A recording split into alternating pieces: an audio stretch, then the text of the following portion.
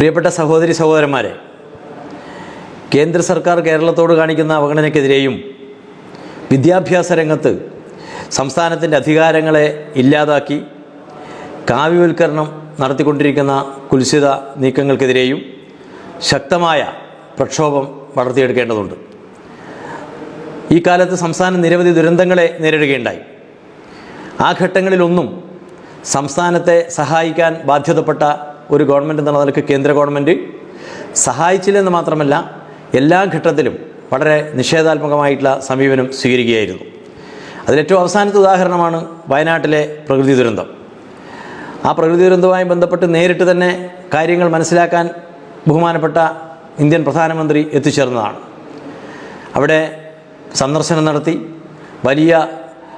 ജനങ്ങളിൽ വലിയ വ്യാമോഹങ്ങളുണ്ടാക്കി വലിയ സഹായമാണ് കേന്ദ്ര ഗവൺമെൻറ്റിന് ലഭിക്കാൻ പോകുന്നതെന്നൊരു പ്രതീതി സൃഷ്ടിച്ചുകൊണ്ട് തിരിച്ചുപോയതല്ലാതെ ഒരു നയാ പൈസ ഈ ഇനത്തിൽ കേരളത്തിന് സഹായം കൊടുക്കാൻ സർക്കാർ തയ്യാറായില്ല.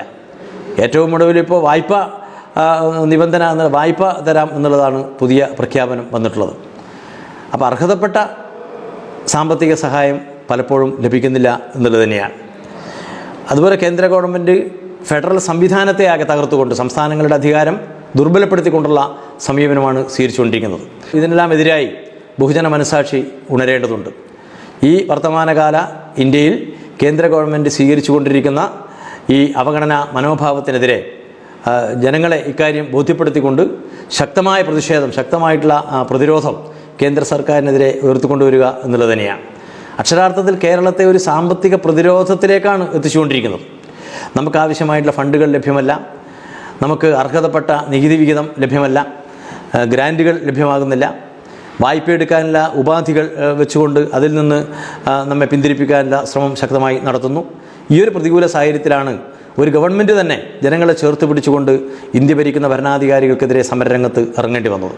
അപ്പോൾ ആ ഒരു ഉജ്ജ്വലമായ സമരത്തിൻ്റെ ഭാഗമായി 25-ന് നടക്കുന്ന ബഹുജന പ്രക്ഷോഭത്തിൻ്റെ പ്രചരണാർത്ഥം 12 ഏരിയകളിലും പാർട്ടിയുടെ ഏരിയ സെക്രട്ടറിമാർ ലീഡർമാരായിക്കൊണ്ടുള്ള കാൽനട ജാഥകൾ പ്രയാണം നടക്കുകയാണ്.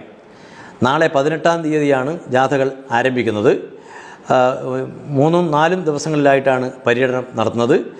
ജാഥക്ക് വലിയ സ്വീകരണങ്ങൾ നൽകിയും ജാഥാ പരിപാടിയിൽ പങ്കെടുത്തും പ്രചരണ ജാഥയും 25-ൻ്റെ പ്രക്ഷോഭ സമരത്തിൽ പങ്കാളികളായി സമരപരിപാടിയും വിജയിപ്പിക്കണമെന്ന് സ്നേഹപൂർവ്വം അഭ്യർത്ഥിക്കുന്നു.